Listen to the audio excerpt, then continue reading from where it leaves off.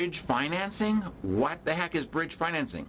Sometimes it's referred to as interim financing, and essentially what it is, it's financing, so money being lent to you to bridge a gap. And what that gap usually is that if you're selling your house and then buying a new one, and you need money for the sale to be able to buy the new home, it bridges that time frame. So if it allows you to then buy your house like 2 weeks or 3 weeks or a month before the sale of your house, your bridge loan will provide the money from that's secured against the sale of the home, so you can buy the new one. Now, people sometimes say, I'm just going to buy and sell on the same day and we'll deal with it that way. Bad choice.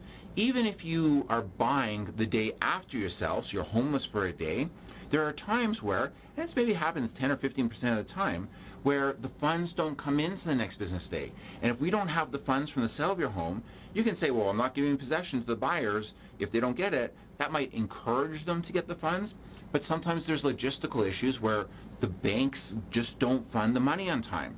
And if they don't get the money on time, they can't pay for your house if you get the money on time for you to buy your new house, to be able to get the keys. So that means that you're having to put all your stuff into storage, you're sleeping in a hotel, you have nowhere to live, there's no guarantees. What bridge financing does is it provides that opportunity where you have the money for you to buy, you can buy and then take your time. I always joke that people think that bridge finance is going to cost them thousands of dollars. Typically, sometimes there's no setup fee, maybe sometimes $100 or $200 is a setup fee, and then the interest might be higher, prime plus 3, 4, 5%, but when you're only borrowing $40, $50, $60,000 at like 6 or 7% for a few days or a couple weeks, maybe you're talking about a couple $100. My thoughts, a couple $100 is a small price to pay for your sanity, and you could end up just saving yourself from the deal falling apart. If you can't pay for the home on time, the sellers could end the contract, keep your deposit, and sue you for breach of contract. That'd be the worst case scenario. But they could also mean that you have to pay movers extra to move things twice. You have to pay for storage. You have to pay for a hotel. One-night hotel stay might be more than your actual bridge financing costs.